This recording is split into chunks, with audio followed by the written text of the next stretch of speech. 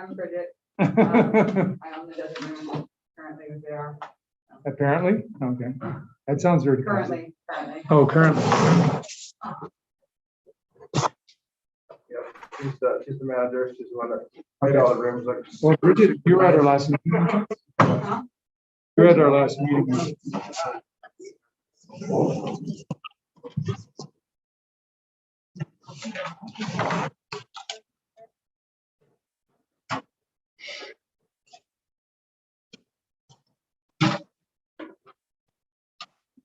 Okay, okay, where are we next?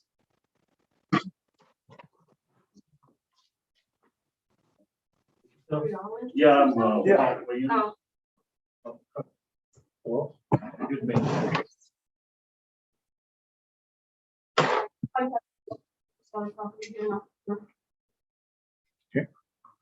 Mark Markham, Thompson. Right now, resident. SD. Celestine, resident. Westline resident.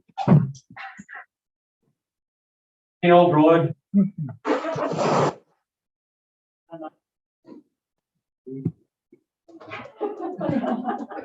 are you, buddy? I'm Marla.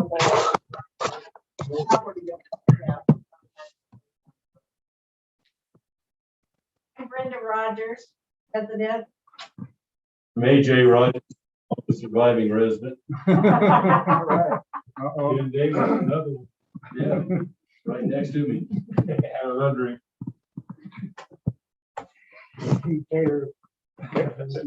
So you're all residents, it sounds like, huh? Or if you're not, you want to be. Right. Okay, and you all, Lucas, over to you. Bill Jackson. Oh, okay. Yeah. All right. All right, I'm Lucas Blake, the county surveyor. Yeah, so Lucas actually does work, just for disclosure, does work privately, but he is our county surveyor. He's an elected official, which is important. What did I do wrong there, right? You're somehow playing the meeting back to us. Oh, but it's recording still? It should be, yeah. Yeah. It's live streaming on YouTube. Yeah, okay, thanks, man.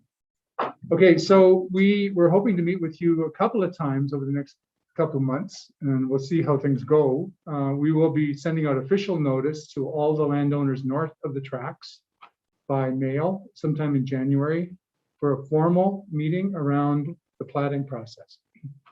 There's two ways of doing this, and there's only two ways to get it right.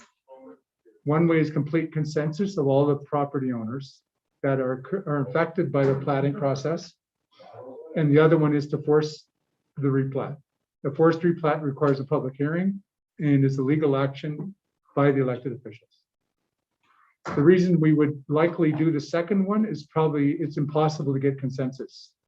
First of all, there's a lot of absentee landowners. Not that everybody in this room wouldn't agree. That's affected, that is. But it also has, it's difficult to get everybody together. It's not that you don't agree.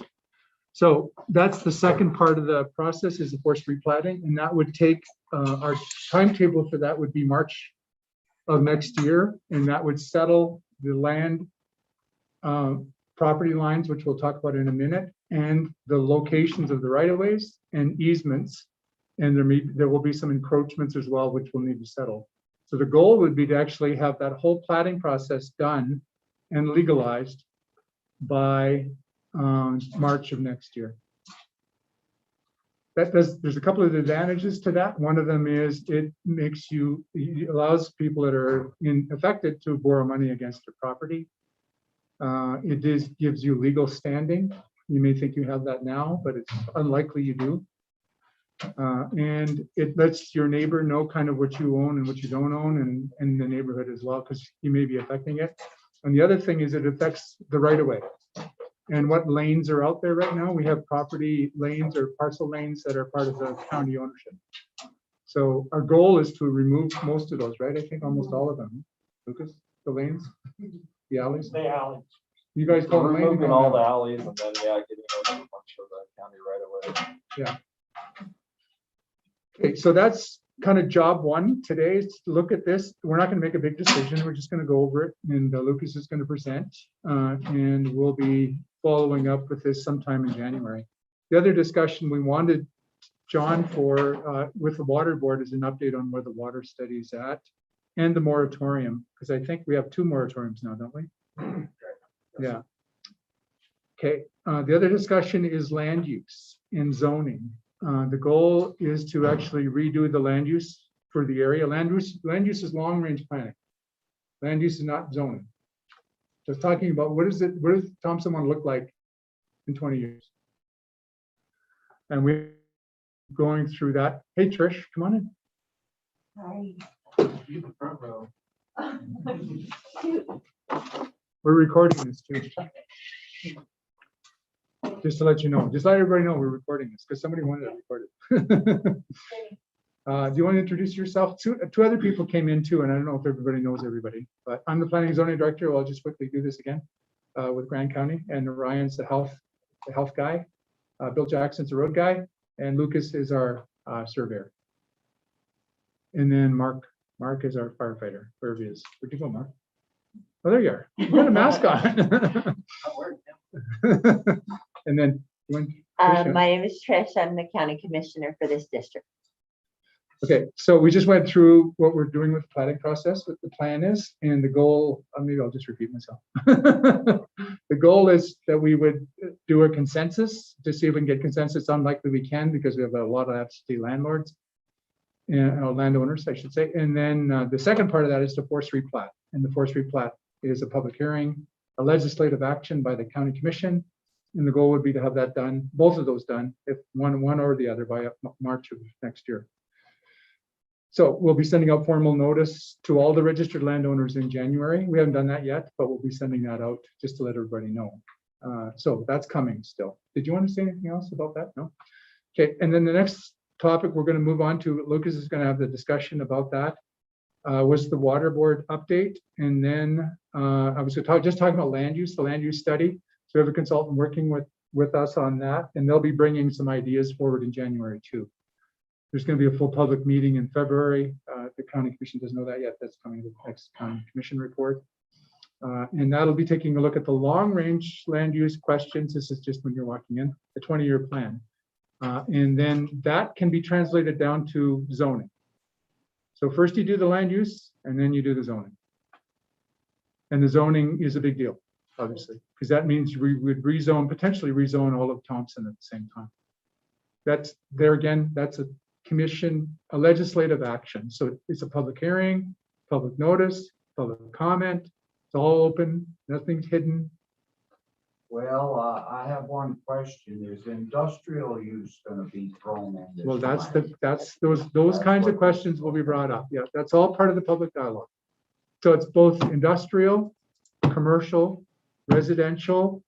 Commercial can be short-term rental too. So even though it looks like it's residential, it's actually commercial and zoning. Mixed use is usually light industrial and commercial and residential together. And maybe the motel could be something like that, where you've got a restaurant, residential, longer term residential use. Usually a restaurant or a hotel is usually both, but it's commercial. It's not really residential because it's short term. So that's how we look at it in planning. Well, the reason I brought this up is a decade or two. Well, actually, since I've been here in Thompson Springs in 1990, they have been trying to put industrial use out here for like transfer of fuel from the lines and from the heavy lines right up the canyon here to dumping fuel and oil out of trains to ship them elsewhere from here. And every single time we have had to fight about the water usage concerning that, the protection, and with all of this going on, and if the industry, if they push enough money at something, they can make local governments follow their will. Okay, I believe that. Yeah, I'm a radical Democrat. I believe that though. And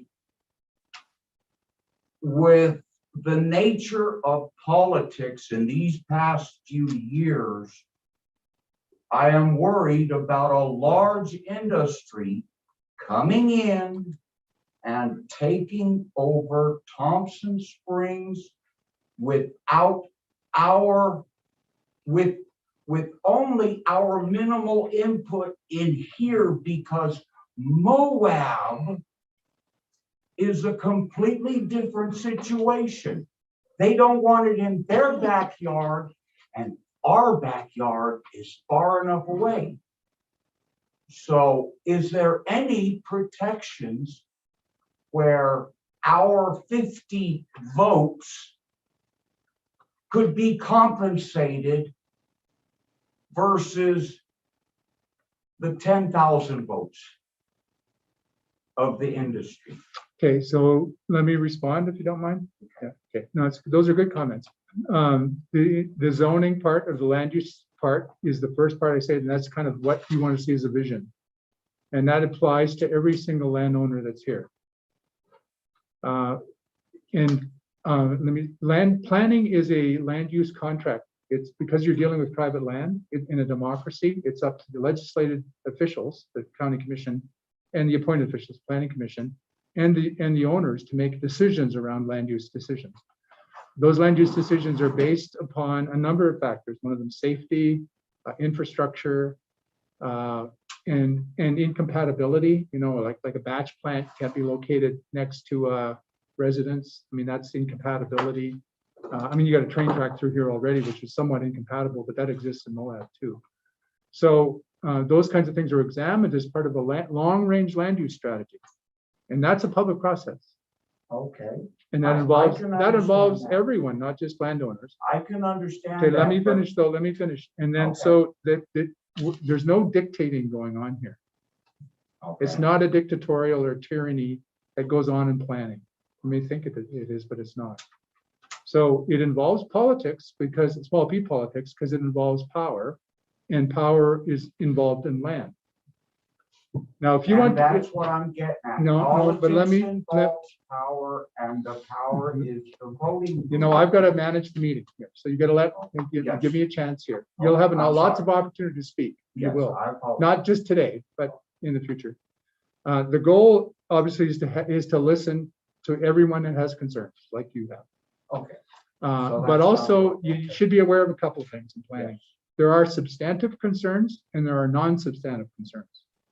A non-substantive concern is I don't like my neighbor.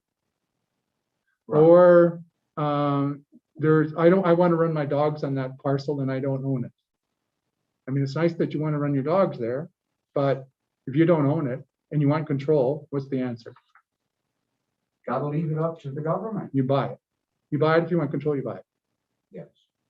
Now, that's why the county commission are the ones that make a legislative decision, because they're the ones that are actually looking at the balance between the community needs and what that impact is going to be on both the neighborhood and the long-term impacts. And that comes from a couple of planning documents. One's called the general plan, which we're working on right now, which is the long-range vision. And the other one is the land use code, which is what you're getting at, is those incompatibilities, people feel like they're being forced to do certain things. But if somebody comes in and wants to do an industrial development, a heavy industrial development, the railroad, by the way, the railroad track and the rail companies have authority on their land, as you probably know already, that the county has no control over. So we have controls, the county commission has controls in a lot of areas though, but that's one that they don't have. So, and then we deal with all of the referral agencies. We deal with health, environment, the infrastructure part of things, the water, and roads, obviously a big part of this. And so all of those elements are considered as part of the land use action. So over the next 6 months, which sounds like a long time, in planning terms, that's very short. We're hoping to get a good land use strategy out here, settle the water issues. Maybe that's too ambitious, I don't know. And then transfer the zoning at the same time. We're doing a transportation master plan for the whole county right now with the city of Moab. That's underway. an economic development master plan's coming. I'm not sure if the commission's supported that yet, but I imagine it's in the budget. I think it's in the budget. And then there's another tool called an impact fee analysis, which is development costs. All 4 of those are coming this next year. So there's a lot of planning going on. And you'll be involved. Every one of you will be involved and invited, as long as we can get word out to all of you. And I think both John and Orion have done a good job of getting the word out. And Mark and Lori. And Lori? Yeah, and Lori. Okay. Okay, so did you want to follow up with anything? One other question is, how much is this, can you give me a percentage, a guess of how much is this gonna affect our taxes? Well, taxes are affected by 2 things. The mill rate. You know, the best way to describe taxes is the pie. And the sizes of the pieces move around, but the pie doesn't change in size. So if your assessment goes up, the mill rate usually goes down. I say usually because it depends, but pie sometimes gets bigger, but very rarely. So assessment does not have a direct impact on taxes. It's the mill rate that impacts. So No. that will come down in 3 or 4 years. Well, I'm not sure about how that's working actually. So the assessor would be able to answer that. We can have the assessor involved in these. We've had that before, have them involved in meetings like this too. Those are good questions. So normally if there's increases in property values because of a couple of things, there's the property values are obviously going up, people they're selling, and that pressure, I'm not sure what the Thompson looks like right now as far as Thompson Springs is concerned, but most property values across the country are going up. Once property values go up market value wise, assessments usually affected, but usually the mill rate goes down. So there's usually not much difference. Unless somebody wants to contradict what I just said. That's what I've learned over time. Yeah. Those things, their properties can be growing, so Yeah. that might make it on Yeah. their property, so you might get taxed a little more, but then you'll also have more value. Yeah. Because we're getting rid of all the county roads, so everybody's being proportionally bigger. Alleys. Or alley, and we're getting rid of a bunch of county roads, so. One of the Well, things, if I gain land, then I don't mind paying taxes. one of the thing that does affect property values is zoning. If you go from residential to commercial, that usually affects. Yeah. Okay, so that's pretty, unless Trish has anything to add, or Bill, do you have anything else you want to add at this stage? Oh, it's going good so far. Okay, I think water, let's go to water, yeah. John, do you want to just, All right, yeah, so. In the spring of this year, several people started asking for water taps, and the board at that time sold some taps, but then the county sort of stepped in and said, wait a second, we need to get a water study. And so we put a hold on all those taps. And then there became a new water board in July. And at about the end of July, the county put a moratorium on development until the water study was complete. And so the TSSD followed suit and put a moratorium on new water accounts.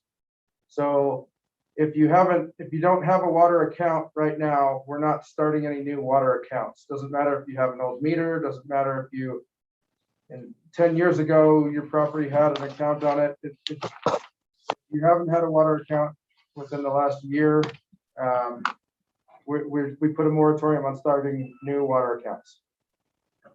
So, and we've also been very actively pursuing new water sources. Because when the water study came out, which we were all hoping would be better so that we could create some more water accounts, unfortunately, it came back showing a 40% water deficit, which the Department of Drinking Water said that they were going to ding us on. And the TSSD is looking at the calculations of how they calculated that. And there's a couple of things that we're kind of discussing with them, like one of the senior water rights holders up the canyon might not own one of his water rights, which would help get us quite a bit out of that deficit. They put a bunch of irrigation water on residences. Basically, every resident right now has 1,700 50 gallons of water to use per day, according to the calculations that they had. When our average is actually 600 and the state requirement is 800. But they said that there's this extra 950 that they've had to put on for irrigation. So we're talking to them about that. And why does this resident who's only using 300 gallons a month need to have another 950 gallons a month for irrigation? That doesn't make any sense. And that's how they kind of calculated some of it. So it might cut down on the deficit amount. However, it's still a deficit, and there was some water this fall, but we don't know. I mean, we've been in a mega drought for a while, and things could get worse. So, like I said, we're pursuing new water sources. There's a spring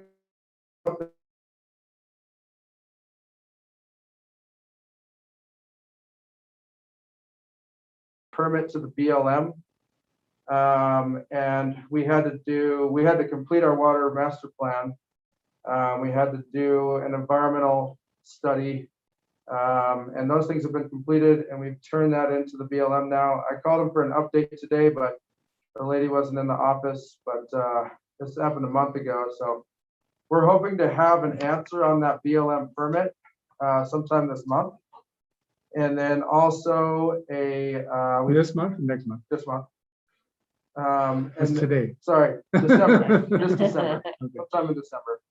And then we've also submitted for a CIB grant, and they seem very interested in helping us out. They haven't helped us out in a while, so they see the need, and we've submitted all the application stuff to them, and they're going to be reviewing that, putting us on the boards. But if we do get the permit, we will then also most likely, if they approve our funding, get funding as well to develop the new spring, which we're hoping will give us 30 to 50 gallons a minute, which would get us out of the water deficit and allow us to sell some more water accounts.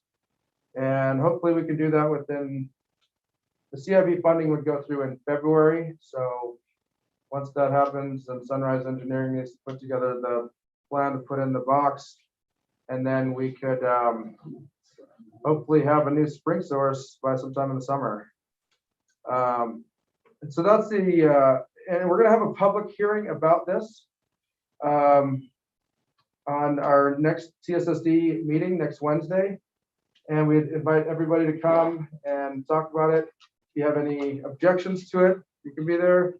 Hopefully everybody's for it. We really need water right now. And at that public hearing, we can talk more about that. We are also, there's another big opportunity for the TSSD. It is the UMTRA project, where they're taking all the mine tailings off the Colorado, up in Crescent Junction. They've got a pipeline going 22 miles from the Green River, and they own the water right. It's a permanent water right. And that project's going to end in 5 to 7 years, but they're only currently using half the water that they have a water right to and that their pipe can handle.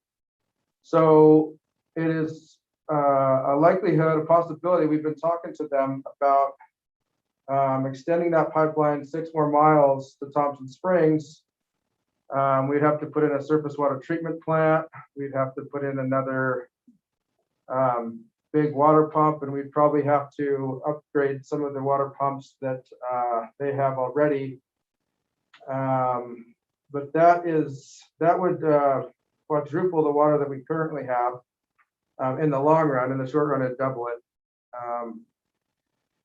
So we're going to have a public hearing on that as well, either later December or January, to garner community support. And with that, we're able to garner community support, then hopefully we can garner the county commission support. With the county commission support, the Department of Drinking Water has already told me that if the feds give us that pipeline and the water right, they'll see that as a match grant, and then they'll be willing to give us another grant / loan to do the infrastructure necessary to put in the treatment facility and whatnot in the new line. So that is pretty exciting, because if we get the county to buy in, then we hopefully can get the state to buy in, and then hopefully the feds will say, okay, it's all extra. They have nothing. We went and had a meeting with UMTRA, and they said, hey, we have nothing else to do with this line other than tear it down and try to sell it. and we'd way rather see it go to beneficial use to you guys. And it's a government to government transaction, so it makes sense on their end. And we just need to go down the path of getting the right community support and really pushing for that, so. Well, the only question I would like to hear about that, the answer about that would be, to find out how much monthly or yearly they have been paying for that line, how much maintenance and operating costs of that line before Thompson Springs should take that fall on. Yeah, and they've given me all of those numbers and whatnot, and so I'll bring those to the public hearing meeting, and we can discuss how we would move forward, which I would see doing some sort of assessment to any new water account is gonna cost a lot more money, right?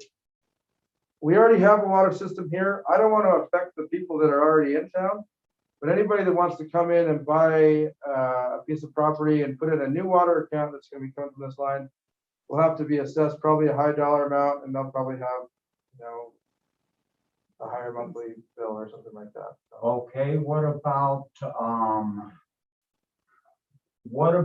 the availability of keeping the two systems separate so that there's never cross contamination? that's stuff that we'd have to have the engineers look into. Because, See what's- you know, it sounds like what what they makes would the be most sense. using is our tanks for, I think that there would be a different tank system and water treatment facility. I can't speak to, I'm not an engineer. I don't know if we would try to put some of it together or not, or, you know, we'll have to look at that with the engineers, and let them make those decisions, but. Before the water could enter the public water system that you're consuming water out of, they would have to be treated to a standard equal to or better than what you already have. correct, It would correct. probably make our water better, actually, because it'd be a lot less calcium diluted out. Is what I'm thinking. Okay. I don't know. That makes sense. Okay, thanks. Any other questions for John or the water board? You're the only one here on the water board besides Trish. Trish and Lori there. I was just wondering if you can zoom that next meeting. It's kind of a long way to come. Yeah, definitely can. And on Wednesday, we're gonna be zooming the meeting, and then all the ones from here on out, I'll send you the link. All right. Yeah. I do a Zoom meeting on one. Okay, Thanks, John. no problem. Good work. I know it's not been an easy battle. He's done a Trish, lot of one- work. He's one- written a lot of grants and Yeah. a lot of meetings. Yeah, it's a big deal. And the moratorium, as far as the county is concerned, I think runs out in January. But you've got the second moratorium will probably trump that anyway. So we'll need to revisit that. Yeah. Okay, any questions about water? How about whiskey? No, just kidding. They usually go hand in hand. I So, quit that a few years Okay. ago. Sorry. yeah. Okay, let's let Lucas take over unless there's any other points of the order or anything. He's got a game plan that we can all look at. And Lizzie, are you still there? Sure. Yeah, I'm still here. You can hear us okay? Yeah. He doesn't. Yeah, We I can- got two, 'cause this is. Lizzie, I'll forward you the maps we're Okay, looking at. gotcha. Actually read this So one. maybe Oh, thank you. they can share it. I got like 10 of each.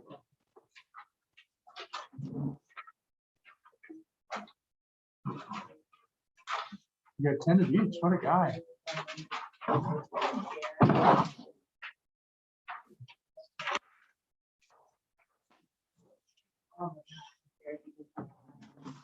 Now, just to give you a bit of context, you already know this, but let me say it anyway. This is mainly the properties north of the tracks. I don't think it applies to anything south of the tracks. Yeah, so I guess we kind of discussed this in the last meeting out here, but give some refresher that Thompson town site, north of the tracks has 2 blocks to the north and 1 block to the south, and it's in line with the east block on the north side. And And all these are surrounded by 66-foot wide county right of ways. Each lot in the block is 25 feet wide by 100 and something feet long. Over the top of my head. They have a 16-foot alleyway in between blocks, which is really typical. Really typical of Old Township plat. So the boundary of this replat area. So the Rio Grande Railroad owns south of Seward Avenue. They have a railroad right of way, and they also have a 50-foot wide strip that they own. And then there's, I don't think Bauer owns it anymore, but Rourke and Davis. King Street, we're holding to the fence line, or the property lines, actually match the fence line there. As the county right of way, and then the Davis. You guys might want to listen to Lucas first. Hey guys back there in the corner. Hey, everybody. Hey, noisy guys. You might want to listen to Lucas. Explain what I did on this plat, so you guys. You can always talk later, Yeah. but listen to Lucas. So, and then on the north, I held to the Davis fence line. The Davis property actually goes into the current county road a ways. So we'll fix that with Davis in a separate boundary line plat. And then it's held to the, and then that's also a section line or ownership line on the north side that's held to once we get to Thompson Canyon Road. And then you go over and then you actually hit Rocky Mountain Power property. They own a big chunk of property to the west side there. So that's kind of the bounds of it. So what's happened, so the township plat, everything south of the railroad fits pretty nicely. But somehow there's errors, and the township plat's tied to the railroad center line is how most of these old ones are done in these kind of towns. It's all centered off of that railroad center line, and then also has some ties to section corners. So north of town, nothing. It doesn't match to the railroad center line, doesn't match the section, doesn't match to anything. So what I've done with the blocks is tried to match the fence line. So we basically, between the blocks, we've vacated, there's supposed to be a road down the center of this, 66-foot wide road. We're proposing vacating that. The Thompson Canyon Road kind of cuts through an angle, and it cut through the middle of the block to the east on the north side. The county owns 2 or 50 foot already on the south side of it, but I think the last name Shuey owned a piece of, actually their whole property was on the county road, so they basically own nothing. Once I moved it to where I thought the block was, because I can move the north blocks and make it match up. The south block, the south area is kind of this big mess. So I kind of moved this around. So what we did, so we vacated all these roads and we vacated the 60-foot wide alleyways in between. Basically vacating those is each person that was on the north side of it got the 8 feet, and the person on the south side got the 8 feet. This is typical, the legal way of vacating those alleyways, which is done all the time because nobody wants these little narrow alleyways in the back of their yards anymore like they used to do. And then we reduced, and we vacated some county roads, vacated county roads on the northeast side. We vacated, like I said, the one that went up the middle. And then also we reduced the county roads from the 66, the ones that we've left, to 56-foot wide right of ways, which the county uses nowadays. So all of these have been expanded. yeah, so and then what I've done on these properties is I've tried, so you can kind of see some of the fence lines. There's not very many fence lines up there, just to figure out what people think they've been occupying, I guess, is usually what surveyors use for fence line.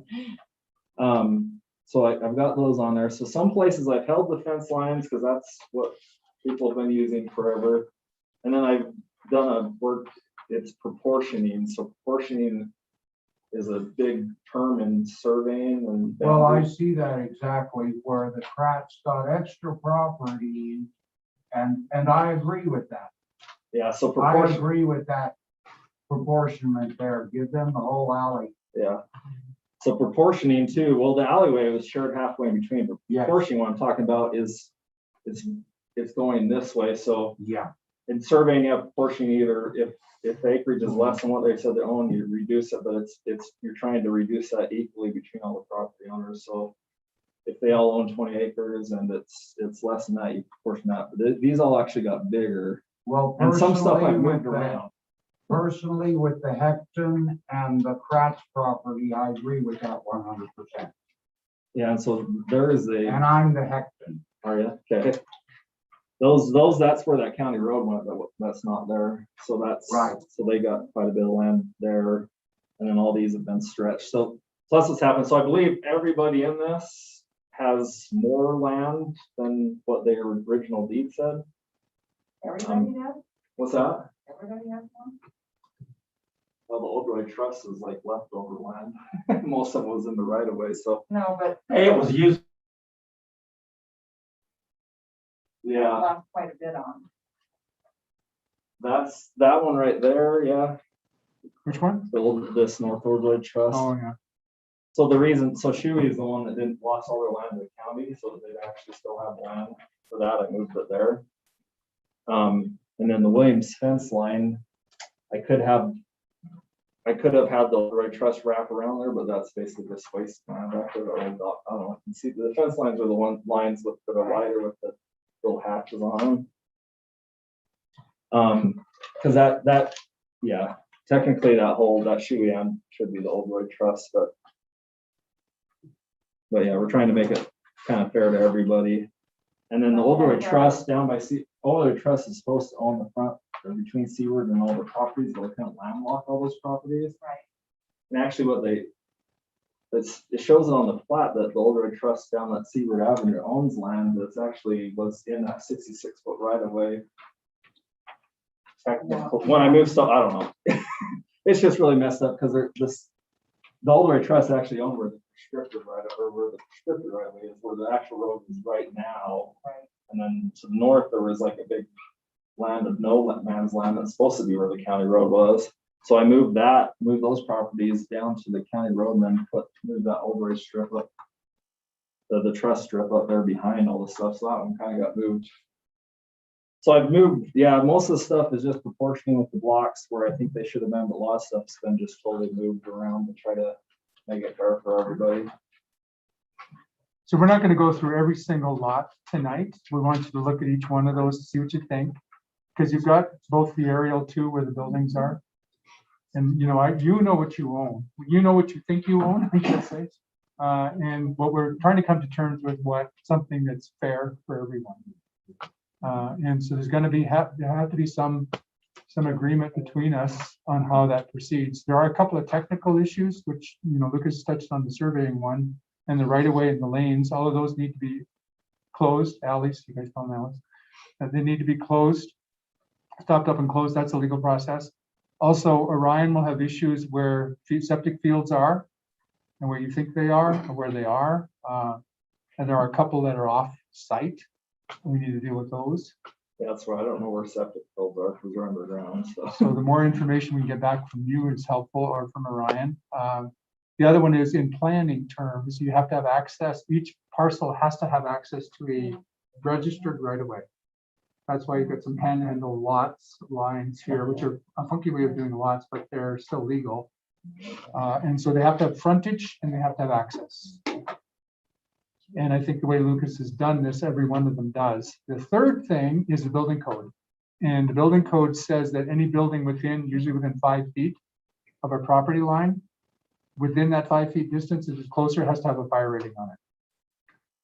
And so we tried to organize this to some degree, Lucas, after our last meeting, so that this doesn't affect too many buildings like that. So, but if you look at the aerial, it looks like there's a number of buildings that are affected by, that are within that 5 feet. In zoning, we can vary, the commission can vary some of that, but building code is fire spread from property line to buildings. It doesn't measure between buildings, it measures to property lines. So that's a code issue, which is a state code. So I don't think there's many buildings when we looked at this last time that are affected. And this alignment, as far as the buildings are concerned, it's a little off anyway, isn't it, as far as locations? No, that's exact. That's is it with the drone. So okay. I mean, you're looking at the roof of the building, which overhangs the wall. Right, yeah.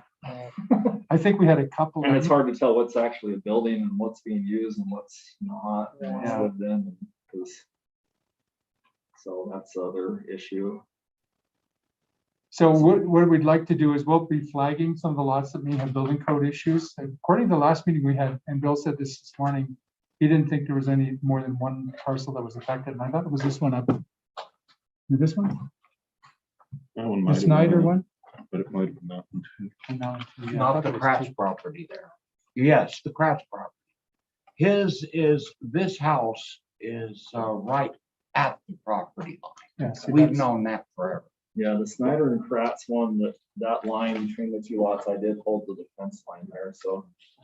But that house burned, correct? So Yeah. It's pretty much- partially burned. It's just got the back bedroom that's burnt. But it is a super old house, So it probably would need to be replaced anyway. possibly. It all, I don't, his brother put the property up for sale. I don't know who the next, There's nobody living there right now. nobody living there at all. So that's the kind of issue, those are details, but they're Yeah. important details that we need to go through. But it also goes back to the garage, but that's. You know a lot about actually- the town. Are you the mayor or something? No, I've just lived here since 90. This was actually my best friend, my only friend in town. Your only friend. Yeah. That's pretty sad. So So- I've Who's been here yours? for 31 years. I'm a very sad person. Oh. Well, you don't sound sad. Come hang out with us, man. There you go. Come on over to the campfire. And where's that? Where's Other man. at the saloon, the Desert Moon. Oh, okay, yeah, yeah, okay, I've seen y'all. Oh, yeah, they are. There you go. You made a friend. Okay, so we're gonna look at some of the, is anybody affected by a parcel line being close to the building that they're looking at? Anybody in here that is? Nobody in here? How do you know? I mean, I don't think so. I've been around all over town. And the only property lines that I've ever known to really be in dispute was, to never come to a head because nobody cared, was that property with Jay in the next door. Yeah, so this is Pratt's, Yes. Pratt's and Snyder. Cracks and Snyder, yes. Now, as for the other properties, Lester Rogers had a big hand in playing with property lines since the 50s. Now, I know that might irritate a few people in here, but he has been. Nobody's gonna deny it. And that's just playing with lawyers, and it was all straightened out with lawyers. Which got expensive. Get away from me before I get killed. Okay, so anyway, you've all got one of these. I don't know if anyone has anything to say about what you've got. This is the first meeting we're having. This is just the first sketch, realize that, but I mean, hopefully it's pretty close, but. We'll be, sorry. Lucas, go Well, ahead. if you keep inviting me, it's gonna turn into Saturday Night Live. Yeah, as long as it's not Saturday Night Dead or fighting or something. Anyway, so Lucas, is there anything else you want to add to this? So this is the first meeting, the end of November. So we're hoping to come back in January after we give a formal public notice to all the landowners. And anything, comments you have, just send them our way. You got our contact information, don't you? Or not? No, I have your contact It's on information. the county website. It's on the county website. You can get a hold of planning and zoning, and I've got some business cards if you want some. So and Tricia, I don't know if you get business cards. I do have a few business cards. So another thing that this does Oh, sorry. for all of you on the health department end of things is make the lots have any potential of having a septic system put on in the future. Because generally with the soil types that you have out here, and because you're on a public water system, it actually reduces your overall lot size necessary. Because if you're not on public water, you have to have an acre. Obviously, none of these are an acre. But per rule, generally you need about 18,000 or 20,000 square feet for your lot to be able to put a septic system on it. This doesn't solve that on all of them, but it makes it a heck of a lot easier for me to, there are in extenuating circumstances, if we can still put the proper size system in to meet setbacks and all of that stuff, I can make the determination to allow for reduced lot size. But before, when it was 25 foot by 100 feet or whatever, you had to have at least 3 lots to do it, and I can't let you cross property lines. So this really makes your properties usable. And we do Yeah, have some, actually, on that grass property, it does give room for a septic. we do have some encroachments too that we need to work through. Yeah, we might need to just put some easements in or something. But the thing is Well, with the, I don't know how that was. We gotta get a title report and go through, make sure. I haven't even put on any existing easements. Right. Make sure we have all. well, existing easements. certain property owners do need to be warned because they have just, become collateral owners of the water system. For instance, the line that goes down that alley behind the cracks. Yeah, it's those kind of That's what things. he's saying. Okay, Yeah, Yeah, for put the instance, easement. So I have for a- instance, So that power house. line, water lines, everything. Yeah, yeah. Yeah, we'll That go house through. is now limited to, it cannot put the septic on the back lot. Yeah. Because it crosses the water system. Okay, well, we'll make sure we work with you when we go through this, because you seem to have a pretty good handle on it, but I think I think Lucas is. Yeah, I know, there's power lines that go across. Yeah, not all of those things. will be used. Anyway, this will legalize, hopefully, when we get through this process, if we get through this process. This is by far not even close to an official plat yet. Yeah. Just a sketch plan. It's very early in the process, but we're hoping that we can, through the steps here, that we can get to a legal entitlement. Maybe that's a bit ambitious, it's 4 months here. Because this has been tried before, hasn't it? Tried and failed, but we're trying again. So, comments. Besides you've had the floor. I've had no comments. Okay, John, anything that you got? You don't have anything that's of interest there? You don't have a iron in the fire, huh? Not on that one there. Okay, Mark, do you have anything? I know you got property there. AJ? I think I'm really liking what I'm seeing. You know, need a little more time to digest it all, but it looks, I mean, I'm surprised that it already looks this good. You know, that everybody Yeah. can possibly be happy with this. I mean, I can see this going through. I'm pretty good at figuring out this stuff. All of Moab's like off by at least 3 or 4 or 5 feet, but not to this extent. So all Moab that's 3 or 4 feet, that's all fixed just with, you know, not the simplest ways, but it's fixed by the private owners. This one, the county's actually stepping in. You see why he's an elected official? Shelley. He fixes all of them. If that property is not shown on this. property, then we're good. I voted for you mostly The only because there one were no that I gotta do Democrats. some fixes. This is the Helen Davis one. Did anybody run against him? That's what I'm saying. Yeah. I voted for you. You have to be a licensed land surveyor, and the only other one in the county is retired, so. We had it made. Is it Lauren? Laurie, do you have anything you want to add? Because you're kind of the, I'm good at this point. okay, Bill, you missed the kerfuffle. No blood. No, it was very pleasant. We actually got a friend. What's your name again? Mike. Mike has a friend now. Yeah. Well, only one. Maybe you have if I can get my ass out of my own house. Well, let's record it. So. Yeah, it's recorded. Exactly. Okay, Lizzie, do you have anything? No, I'm not good. Old Sussex. So good in Sussex. Sussex? Yeah, all good. I guess it'd just be good to see these maps that you are looking at so that I can just understand it. But I will wait for those. I emailed them to you a little bit ago. John- If you didn't Oh, get it. you already have. Oh, sorry.